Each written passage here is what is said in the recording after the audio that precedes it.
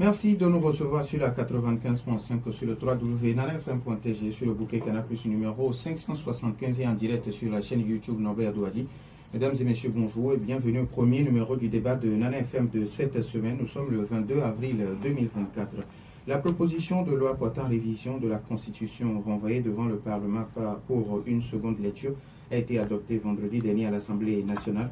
La modification porte sur le mandat du président de la République qui va désormais de 6 ans à 4 ans, renouvelable une fois. Nous abordons le sujet avec le journaliste Credo Tété qui est en studio avec nous. Monsieur Tété Credo, bonjour. Bonjour Norbert et merci pour cette opportunité. Alors, les auditeurs, vous avez donc la possibilité d'intervenir dans ce débat sur nos deux numéros, 91 09 71 71 ou le 96 61 58 58. Je suis Norbert Douadi, Stanteco sur la mise en onde. Une fois encore, merci pour votre fidélité d'écoute à Nana FM. Avant d'aborder le sujet qui nous réunit ce matin, nous avons l'honorable Abbas Kaboua en ligne. Monsieur Abbas Kaboua, bonjour. Allô. Oui, allô, honorable, bonjour.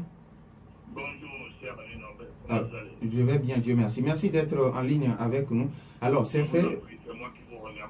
Alors, vote de la Constitution faisant passer le Togo du régime présidentiel au régime parlementaire, en attendant bien sûr la promulgation par le chef de l'État. Alors, on peut dire que c'est une sensation de mission accomplie chez vous? Non, quand vous parlez de sensation, ça ne peut pas bien parce que c'est la Constitution togolaise. Alors, on parle de cela avec responsabilité et sérénité. Avant de répondre, je voudrais faire un retour rapide en arrière. Mes amis qui crient aujourd'hui que c'est un coup d'État constitutionnel, j'ai entendu beaucoup de gens parler pour le deuxième rapporteur de la conférence nationale souveraine. Qui est-ce qui a envoyé cette dame-là à l'époque de le représenter? Moi-même, je commence par moi. J'ai siégé à la conférence nationale souveraine. J'étais dans la délégation gouvernement RPC à l'époque. Qui est-ce qui m'a donné ce pouvoir d'aller parler en son nom? Alors, il faut que les gens arrêtent de divertir la galerie. Poly-Antoine était à la conférence nationale souveraine. Quel peuple a choisi? Mon très cher ami et frère, Feu Tandio Morin, était à la conférence nationale souveraine. Quel est le peuple qui a choisi ce monsieur-là? Fabre était là, Giclis était là, Feu Aboibo, etc., etc. Alors il faut que les gens arrêtent. À un moment donné, les gens doivent pouvoir prendre leurs responsabilités. Et c'est ce qui s'est passé. Nous avons fait l'essai d'une constitution taillée sur mesure par des gens, j'allais dire des aventuriers, mais je ne dirais pas, je suis un responsable. Alors, soyons sérieux. Aujourd'hui, une page est tournée. Maintenant, mettons-nous ensemble pour expérimenter ce qui vient d'arriver. Au lieu de tergiverser, pour parler de qui fait coup d'État. Alors, je ne suis pas un député illégal. Monsieur, allô? Les 87 députés qui ont voté pour la nouvelle constitution répondent d'une légitimité. Il faut que les gens, les Togolais, apprennent à lire nos lois. Quand vous ne maîtrisez pas les lois de la République, vous n'êtes pas digne de parler au nom du peuple. Monsieur Kaboua, allô? Je ne me réjouis pas que j'ai gagné contre un camp. Je dis simplement que c'est le Togo qui est en train d'avancer autrement aujourd'hui. Voilà ce que je voulais vous dire. Monsieur Kaboua, 2 jours de concertation avec les populations, quelles étaient leurs préoccupations? Est-ce que les préoccupations des populations étaient prises en compte? Je vais vous dire quelque chose. Vous-même qui me posez cette question, monsieur le journaliste, est-ce que vous avez contesté quelque chose dans la rue? Les gens ont programmé 3 jours de contestation. Le premier, dites-moi combien de Togolais sont sortis sur les 8 millions et quelques que nous sommes. Le deuxième jour, ça fait flop. La mayonnaise n'a pas pris. Le troisième jour, le gouvernement parle de campagne électorale. C'est les mêmes qui ont abandonné la contestation pour aller ouvrir les caravanes. Est-ce que j'invente quelque chose? Ils n'ont qu'à arrêter cette pagaille-là. Ils n'ont qu'à arrêter de manipuler les enfants Togo. Ils n'ont qu'à arrêter le mélange des gens. Dès que on a appris que la CDAO arrive, le même gouvernement envoie 650 millions. Eux tous se sont pointés au trésor public pour aller toucher les 650. C'est sérieux. Merci. On ne peut pas chercher quelque chose de cher ami. Merci beaucoup à M. Kaboua. Combien de Togolais sont dans les rues. Je suis des responsables politiques. Merci beaucoup, M. Kaboua. Nous allons vous revenir avec les questions des auditeurs. Alors, M. Clédo, vous avez suivi avec moi, M. Abbas Kaboua. Il était également à l'Assemblée nationale le vendredi dernier, où la proposition de loi portant révision de la Constitution qui a été renvoyée devant le Parlement pour une seconde lecture a été adoptée. D'abord, quelle lecture faut-il faire de la situation sociopolitique dans notre pays depuis le 25 mars jusqu'à ce jour? Oui, il faut dire que depuis le 25 mars, c'est comme si nous avons assisté à une résurrection d'une certaine classe politique avec le premier vote qu'il y a eu à l'Assemblée nationale, le vote sur la Constitution, un vote qui a été soldé, qui a largement réuni les 4/5e selon l'esprit de l'article, les dispositions de l'article 144 de la Constitution.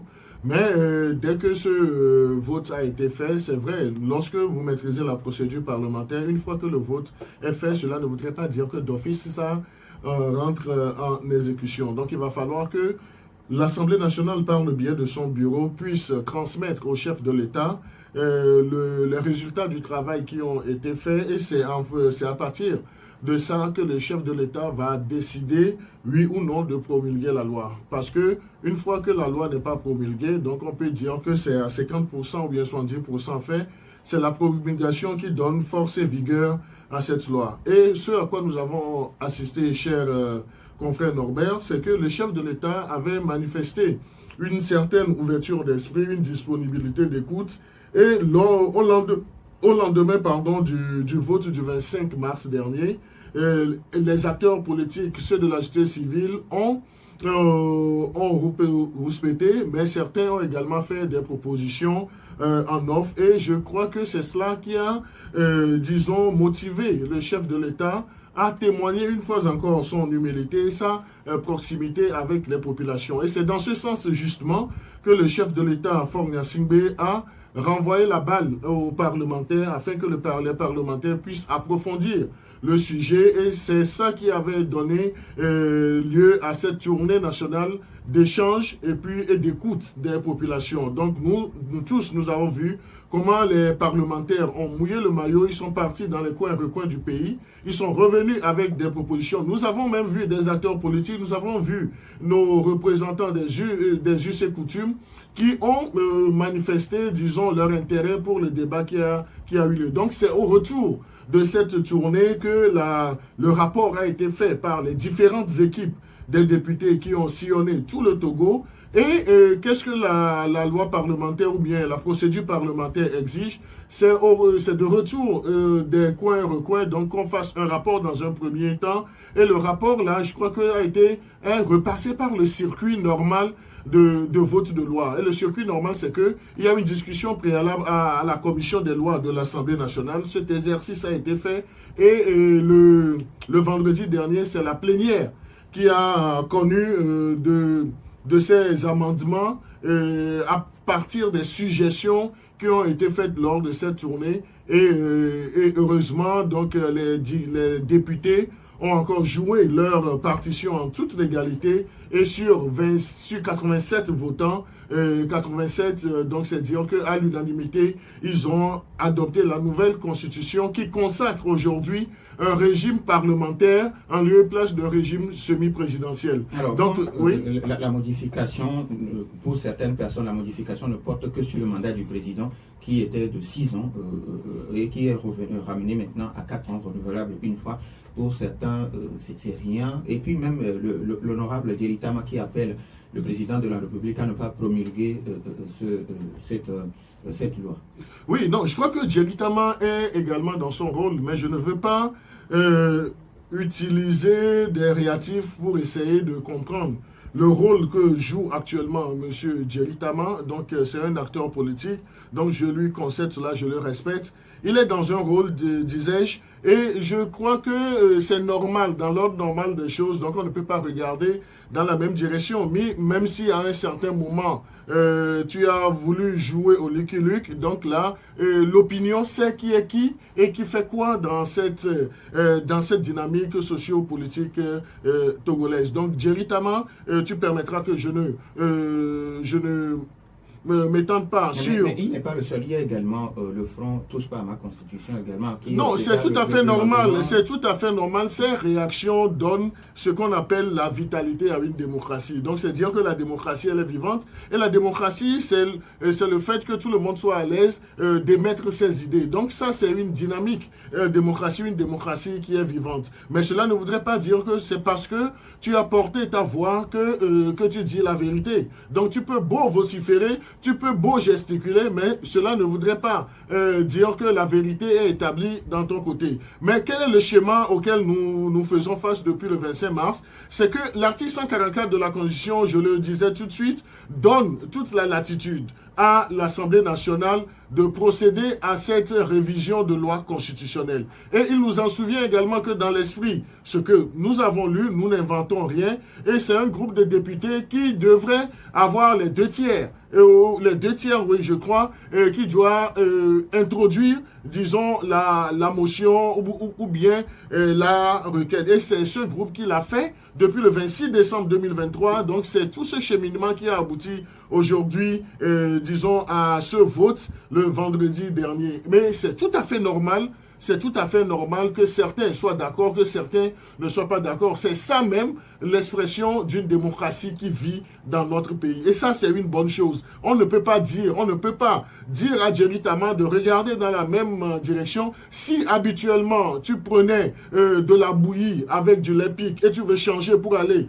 au lait Nestlé, c'est de ton choix. Donc, si tu avais l'habitude de manger la pâte le matin, tu veux manger à Imolou, c'est de ton choix. Mais personne, au nom de la démocratie, ne peut te l'interdire. Donc, chacun est dans son rôle. Mais aujourd'hui, il va falloir qu'on puisse communiquer, expliquer mieux aux populations qu'est-ce qu'un régime parlementaire, quels sont les avantages de ce régime parlementaire et quelle est aujourd'hui la nouvelle donne politique pour les acteurs politiques. Et vous savez, si vous le permettez, un régime parlementaire donne beaucoup plus de dynamisme, donne beaucoup plus de tonus à l'action des acteurs politiques. Donc, c'est dire que ces acteurs politiques doivent, un temps soit peu, investir les coins du pays pour aller avoir une représentation, une base assez légale pour pouvoir solliciter les suffrages des citoyens, pour avoir la majorité, pour espérer gouverner le pays. Et je crois que c'est là où nous allons voir qui est qui politiquement dans ce pays. Alors, donc,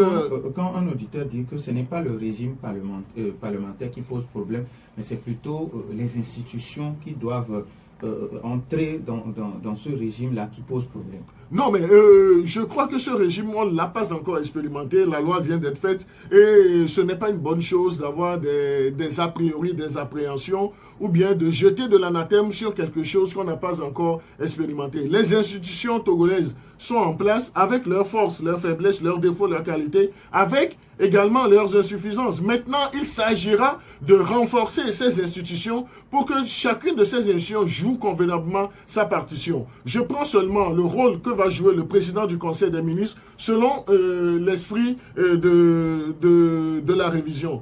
Le président du Conseil des ministres sera la personne assez forte parce que c'est lui qui va impacter. Et le président de la République est dans un rôle en griffe honorifique. Et dans un rôle honorifique, c'est le premier responsable. Et ce n'est pas le Togo seul qui veut expérimenter cela. D'autres pays, même du côté de l'Occident, l'ont fait. Si cela a porté des fruits, est-ce que nous aussi, nous ne pouvons pas expérimenter ce régime parlementaire? Est-ce que la crainte ou bien la peur de certains acteurs politiques résiderait dans l'inaction ou bien dans l'inactivité sur le terrain? Est-ce que c'est cette peur? Et également, il y a un autre point aussi. Donc, les élections présidentielles, bien les élections en général, coûtent cher à l'économie du pays, au trésor du pays. Et là, on nous dit que lorsque ce régime va entrer, lorsque le chef de l'État va promulguer cette loi, je ne suis pas dans le secret de Dieu, je ne sais pas si le chef de l'État va promulguer cette loi ou non, mais s'il advenait que cette loi entre en vigueur, donc c'est que ce sont les acteurs politiques qui sont placés au centre de l'action de développement du pays. Parce qu'ils doivent manœuvrer pour avoir une base assez solide et avec cette base, il peut influencer l'action politique même de notre pays. Ça, c'est une bonne chose. Et lorsque un parti politique est créé, et l'ambition première, c'est d'arriver à gouverner le pays. Maintenant, on vous dit, une fois que vous avez la majorité parlementaire à l'Assemblée nationale, vous avez l'opportunité de choisir au sein de cette majorité, disons, le président du Conseil des ministres. Et avec les élections couplées, législatives et régionales, donc nous aurons également le Sénat qui sera mis en place. La combinaison des actions du Sénat et de l'Assemblée donnera lieu au choix du président de la République. Et moi, la dernière fois, j'ai constaté que de 6 ans, tu le disais, de 6 ans, qui était dans l'ancienne mouture, on est arrivé à 4 ans, renouvelable une fois. Donc, je crois qu'il y a une évolution. Et je crois savoir que ce sont, disons, les contributions, les enrichissements au débat recueillis lors de la tournée qui ont motivé cela. 91 09 71 71 ou le 96 61 58 58. Les auditeurs, vous avez maintenant la possibilité d'intervenir dans ce débat, mais après la pause. 91 09 71 71 ou le 96 61 58 58. Nous avons premier auditeur en ligne. FM. Allô? Allô? Oui, Michel, bonjour. Oui, bonjour, monsieur Norbert. Comment allez-vous? Oui, allez-y. Bonjour à notre invité. Bonjour, monsieur Norbert. Moi, je pense que tout à l'heure, vous avez eu le député Abbas Kaboua, oui. Monsieur Abbas Kaboua, il disait que l'opposition a mobilisé, mais la mayonnaise n'a pas pris. Mais ils n'ont pas essayé un peu de laisser les forces de sécurité chez eux. Et ils verront si la mayonnaise prendra ou pas, parce que les Congolais sont fatigués de se faire blesser pour des actions politiques. Moi, c'est comme ça qu'il faut faire les choses. Mais c'est essayer une fois, ils verront ce qui va se passer. Moi, je ne suis pas politicien, je suis citoyen, mais je dois dire quand même la vérité. Je voudrais en venir à M. Credo. M. Credo, vous nous expliquez très bien les choses. Mais n'oubliez pas que vous êtes dans un pays où les faits parlent d'eux-mêmes. La réalité du pays, ce n'est pas de la théorie au Togo. Les gens font des choses sur papier et après, ils font autre chose dans les actes. Quand vous prenez les faits successifs concernant ce genre de situation politique-là, vous verrez que les gens font une chose c'est-à-dire qu'ils disent une chose et font le contraire. Si la Constitution n'est pas un cahier de copie, comment en 2019, vous faites une révision constitutionnelle et vous ne faites pas en même temps le changement du système parlementaire? Pour finir, vous voyez que les Italiens sont en train de vouloir quitter ce système parlementaire pour un autre régime. Mais pourquoi ils le font? Alors que c'est des gens qui font plus la transparence que nous. Est-ce que dans notre pays-là, M. Credo, vous avez une fois la main sur la conscience que ce régime a fait une proclamation des élections de façon transparente au moment où en 2020, les gens sont en plénière et on est en train de proclamer les résultats ailleurs. Mais vous savez, moi je me dis, ce n'est pas le problème du régime, mais c'est le problème des éléments qui actionnent un régime. C'est ça notre problème au Togo. C'est la transparence. Merci. Ils n'ont pas essayé une fois la transparence et ils verront. Merci beaucoup, Michel. Nana FM, allô? Oui, allô? Pélé, bonjour. Bonjour. Comment allez-vous? Très bien. Oui, allez-y. Monsieur Pedro, bonjour. Bonjour, monsieur Pelé.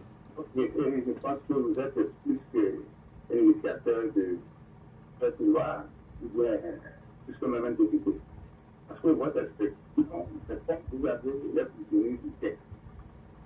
Mais ce que les gens n'ont pas, même, les députés ne pas. C'est que, comme nous disons ici, pourquoi on peut imposer cette justice au peuple qui ne peut pas le quand vous faites moi et contre c'est tout.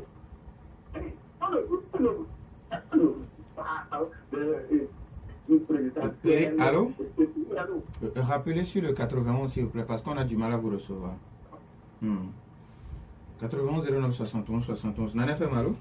Allô, bonjour Norbert. Monsieur Garo, bonjour. Oui, bonjour Monsieur Credo. Bonjour, monsieur Gadou.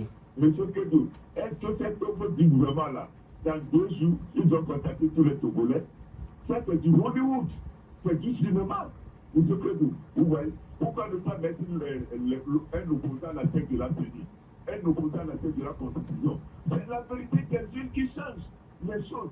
Vous voyez, on ne proclame même pas les résultats bureau pour pas bureau. Regardez le Sénégal, M. Credo. Soyons sérieux. Même à Balkabois, comme il ne n'a pas retourné sa veste. Il avait cité le président qu'on a fait ici, j'ai la vidéo que dans 18 ans, n'a rien foutu. Et aujourd'hui, il dit quoi? Au bureau Togo, M. Credo. Bon, une question. La tête d'aujourd'hui, je me demande, la tête C'est qui et c'est quoi la CDO? Explique-moi ça, la CDO. C'est qui et c'est quoi? Même les gens demandent la discussion de la CDO. Merci, bonne journée. D'accord. Monsieur Garo, c'est par rapport à la CDAO. 91 09 71 71. Dans l'FM, allô? Allô? Oui, bonjour. Oui, bonjour. C'est bien Camille, voilà. Finalement, on fait beaucoup d'efforts pour supporter vos invités. Que Dieu puisse nous donner l'énergie suffisante pour continuer. Et je pense que vous devez aussi inviter le supposé député Kabwa. Et j'estime de par son intervention qu'il aime les peines de sang et qu'il aime le fait qu'on puisse emprisonner les Togolais suite à des marches, on puisse les bastonner dans les rues. Il est fan de ces pareilles choses. Sinon, il a voté une loi que les Togolais veulent expérimenter, seulement donner l'autorisation et que les mêmes soldats qui sont sortis pour battre, bastonner les Togolais puissent les accompagner pour qu'ils puissent faire leur manifestation. Maintenant, pour l'inviter au bureau, et quand vous citez les articles, prenez soin de lire l'article en son entièreté. Monsieur Credo, l'article 144 dont vous parlez dit en substance que les 1/5 de la députation, en commun accord avec concurremment, on a bien mis le mot concurremment avec le président de la République, prenez l'initiative d'une révision. On n'a pas dit prenez l'initiative d'une réécriture. On n'a pas dit prenez l'initiative d'un changement. Quand vous lisez, il faut bien lire. Il ne faut pas venir ici nous insulter comme quoi nous Togolais nous sommes des moutons, nous sommes des chèvres. Merci beaucoup à Kwame. On prend le tout dernier auditeur. Dans l'FM, allô? Allô? Oui, bonjour, monsieur Kokou. Bonjour, monsieur Nadal. Oui, allez-y, on vous écoute. Je salue monsieur Credo. Bonjour, monsieur. Comme monsieur Paul vient de le dire, je vais aborder dans le même sens. Et nous, les Togolais, on souffre souvent d'écouter certaines choses, mais avec la grâce de Dieu, on arrive à supporter. Alors, je veux tout simplement demander à monsieur Credo, est-ce qu'il trouve que c'est normal que nous sommes dans un pays, on est en pleine campagne pour aller aux élections, sur une constitution, et on va terminer la campagne et aller voter sur une autre constitution? Est-ce que c'est normal? Merci beaucoup à notre invité, Kokou. Je pense que nous allons se rappeler notre invité qui était en ligne avant, M. Abbas Kabwa. Donc, Stan prend les dispositions pour que nous puissions retrouver M. Abbas Kabwa. Alors, Credo, en attendant, avant que d'autres, M. Kabwa n'entre en ligne, vous avez suivi les uns et les autres. Michel qui pense que c'est parce que la marche avait été empêchée qu'il n'y avait pas eu de Togolais dans la rue les dernières fois quand l'opposition avait appelé à manifester contre cette proposition de loi. Oui, vous permettez que je réponde en bloc et que je commence par les deux derniers intervenants, messieurs Komi et Kokou, que je remercie parce que c'est dans la diversité d'opinions qu'on peut arriver à construire ce pays. Mais également dire que en termes de particularité, c'est difficile pour nous, c'est difficile pour tout un chacun de suivre chacun. Donc j'ai parlé français, c'est difficile pour tout un chacun de suivre chacun. Comme c'est difficile pour eux d'écouter un autre pan de la vérité, c'est difficile aussi pour certains de les écouter dans leur développement. Donc c'est dire que la diversité d'opinion est une richesse. Et lorsque, je crois que nous devons éviter... Avant de continuer, nous avons l'honorable Kabwa en ligne. Honorable, bonjour. Allô? Alors, vous avez suivi les uns et les autres? J'ai suivi quoi? Monsieur Michel qui pense que c'est quand vous intervenez avant sur la marche organisée par l'opposition le 11, 12 et 13 avril dernier. Je veux vous dire, cher ami, seuls les imbéciles ne changent pas. Mais, Monsieur Kaboa, s'il vous plaît, on va aller calmement, s'il vous plaît. On ne va pas s'insulter, s'il vous plaît. Est-ce que c'est une insulte de dire que je suis pas un imbécile? Je ne vous ai pas insulté. Non, je ne dis pas forcément que vous m'avez insulté. Allô? Je ne dis pas forcément que vous m'avez insulté, mais on va se parler avec courtoisie, s'il vous plaît. Je parle de moi, alors ne répondez pas pour les autres. C'est clair? Restez dans votre rôle de journaliste, posez vos questions. Maintenant, on avance. Oui, si hier, j'ai critiqué à la plage, est-ce que j'ai critiqué la Constitution à la plage? Les associations qui ont voté la Constitution togolaise rédigée en 1992, des associations qui n'avaient même pas de récépissé. Vous trouvez ça normal? Parlons aujourd'hui. Pourquoi vous avez peur que nous parlons de la vérité? Pourquoi les Togolais, une petite France de Togolais, ne veulent pas comprendre de la réalité? J'ai dit qu'il faut arrêter de mélanger les esprits. Alors, Monsieur Kaboa.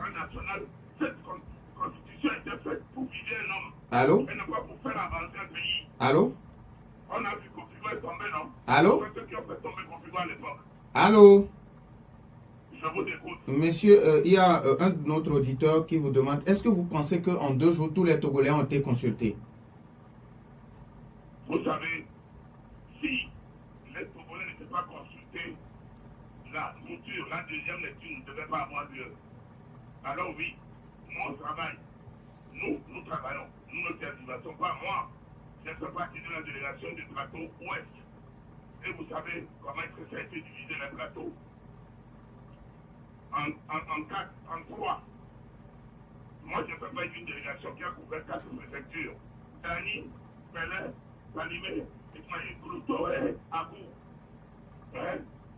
En 3 jours, on a bouclé ça, non? Et où est le problème? Nous avons récolté tout ce qu'on devait récolter sur le terrain. Mais maintenant, si le monsieur veut qu'on termine, façon de constituer un peuple avec 10 ans, 15 ans, ça fait son problème. Moi, j'avance. Alors, quand vous dites que vous avez collecté ce qui devait être collecté, qu'est-ce que la population vous a dit concrètement? Je vais vous dire, que ce soit les chefs traditionnels ou la société civile, ma délégation n'a rencontré aucun problème. La seule chose qui est revenue 2 ou 3 fois, c'est le fait que quand nous finissons d'expliquer la nouvelle mouture, les chefs nous demandent si c'est comme ça, c'est bon, pourquoi ce n'était pas fait avant. Et c'est la même chose au niveau des jeunes. Nous n'avons rencontré aucun problème. Vous me connaissez, s'il y avait des difficultés, j'allais le dire. Voilà, à mon âge, on ne va pas. Et je n'ai pas menti quand j'étais enfant, et aujourd'hui, je vais mentir. Voilà un peu, cher ami, ce que les gens nous disaient sur le terrain. Merci. Maintenant, je ne peux pas répondre pour les autres délégations. Vous comprendrez que moi, c'est compte rendu qui a été fait en plénière à l'Assemblée nationale, pas les délégations. Merci. Je ne peux pas répondre à leur place. Merci beaucoup. Merci beaucoup à l'honorable Kaboa. On revient en studio. Oui. Vous avez suivi également l'honorable Kaboa et puis ce que les auditeurs ont posé comme question. Oui, non, mais je n'ai pas la prétention de commenter les propos de l'honorable Kaboa. Donc, c'est un honorable qui a assisté à tout le processus. Donc, il a fait ses analyses situationnelles. Mais vous permettrez, Norbert, que je reprécise un certain nombre de choses à l'attention de tous ceux qui ont appelé des auditeurs. Il faut dire que l'initiative de la révision conditionnelle de la révision conditionnelle appartient concurremment, donc c'est ce que les textes disent, appartient concurremment au président de la République et à 1/5 au moins des députés composant l'Assemblée nationale. Nous avons vu même circuler sur les réseaux sociaux l'exposé des motifs. Ceux qui ont, dont le groupe a été porté par la députée Anate Kouméalo, si j'ai bonne mémoire. Maintenant, revenons, je crois que M. Komi aura des précisions. Je ne suis pas dépositaire d'une science infuse, mais selon l'article 144 de la Constitution, si le vote obtient 2/3 de députés, c'est dans ce cas que la proposition est soumise au référendum.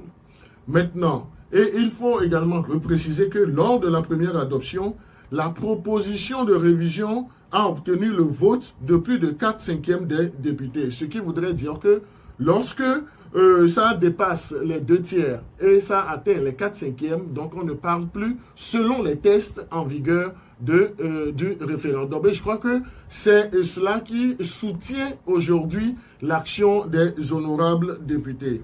Maintenant, je vais parler, M. Pelé a dit, oui, qu'il a comme l'impression que nous, professionnels des médias, avons plus d'informations que les politiciens. Je dis non, nous avons fait des recherches et je puis témoigner que les politiciens aussi possédaient la première mouture de ce test.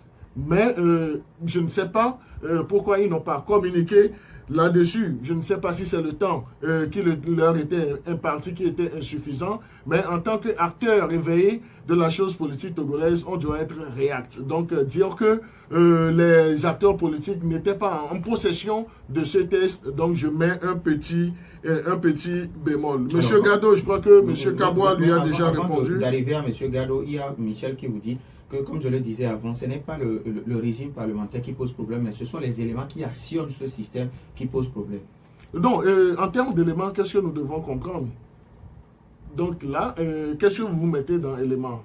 Sûrement que c'est par rapport aux institutions. Quand il parle de transparence dans les élections, transparence dans les actions, lutte contre la corruption, la justice dans le pays. Donc c'est tout ce qu'ils mettent dans... Justement, Norbert, donc je crois que dans un régime parlementaire, force et vigueur est donnée aux institutions.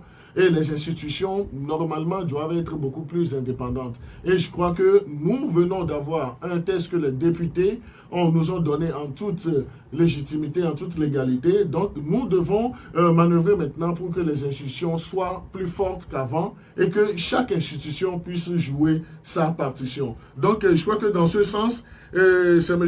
Michel qui a parlé du souhait de transparence dans la proclamation des résultats. Donc je crois qu'au niveau de la CENI, toutes les obédiences politiques sont représentées et ils participent même aux délibérations. Donc c'est d'attirer l'attention de ceux qui font partie des obédiences politiques qui sont représentés au niveau de la CENI de jouer convenablement leur partition. Et vous savez, c'est trop facile de prêter des intentions aux gens. Et lorsqu'on est en quête de quelque chose et dont on n'a pas les moyens d'avoir, donc c'est vite fait, donc on verse, on prête des intentions. Il faudrait que nous élevions un peu le niveau du débat. Je suis d'accord avec lui lorsqu'il a parlé que les faits parlent d'eux-mêmes. Mais est-ce à dire que nous ne devons pas évoluer, qu'on ne devait pas s'inscrire dans une autre logique? En s'inscrivant dans une autre logique, je crois que c'est le but d'améliorer les choses. Et vous savez, lorsqu'on parle de la nation du Togo des tests, ce n'est pas seulement le rôle